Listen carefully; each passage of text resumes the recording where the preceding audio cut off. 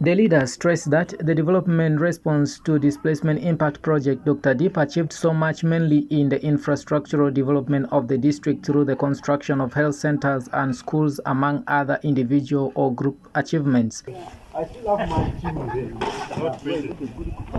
Honorable Dr. Joyce Moriku Kaduchu, the State Minister for Primary Education, who doubles as the woman member of Parliament Moyo District, said the project has achieved a lot in terms of infrastructure development, fostered unity and togetherness among the people, which results into teamwork. The Drdip project is one of the very successful programs that we've seen that government of Uganda has implemented through the office of the Prime Minister. It's one of the projects that tangible achievements that you can see. First of all, this is people-centered project. Adding that many groups within the district managed to acquire grinding mills and goats, which keeps earning for them and improves their household income. The decision comes from the people. People are able to look, there's a problem, we need to provide solution to the problem. And they're able to identify, we have challenges of health facility, Drdip should construct here, Drdip should construct at the school, maybe probably to give us the software component. Honorable Aleruto Maza, the Member of Parliament West Moyo County, when asked on the tangible achievements of the different government projects within the district, acknowledged that government has a number of programs which is intended to benefit the public, but to his surprise, most people, especially the youth, tend to misuse the money they get from these programs, but however lauded some members of the public who have ventured into agriculture and encouraged them to do more so as to elevate their economic status. It's got programs here, youth livelihood program, youth venture capital, operation wealth creation, Uganda women empowerment program, and so on. In some areas it has had impact, whereas in others it has not.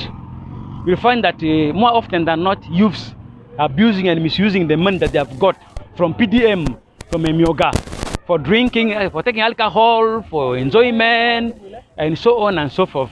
Instead of using it productively, say for sending children to school and maybe buying more produce that they can be able to sell, they use it for other things that cannot produce wealth. Mr. Gore Goffin, the resident district commissioner Moyo, said in his own assessment of Drdip project, the component of infrastructure development has achieved so much compared to the livelihood component, which has little to show as an achievement, and wished the livelihood training should have come first before the project was rolled out, which would have built the capacity of the beneficiaries of the project. My assessment in the performance of Drdip is that there is one component in which Drdip performed very well, the component of infrastructure development. It is visible, it is tangible. You can see the infrastructure that has improved in these districts where Drdip project. Adding that generally Drdip was one of the best projects implemented by the government under the office of the Prime Minister, among other programs being implemented by the government of Uganda. Now, the second component of Drdip, which is livelihood, the livelihood component, I wish this training was from the start, because people got a lot of funds in their groups, startup capitals, but because they lacked this knowledge, there's little to show on ground on their progress.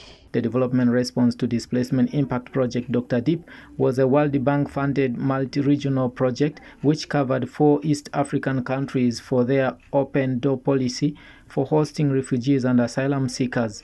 In Uganda, the project was implemented by the Office of the Prime Minister with the objective to provide development and direct income to support the poor and vulnerable communities within the refugee hosting districts. However, in the West Nile region, 8 districts benefited from the project, namely Arua, Koboko, Yumbe, Moyo, Adjumani, Obongi, Madiokolo and Terego districts. The 5-year project started in 2017 and ended last financial year.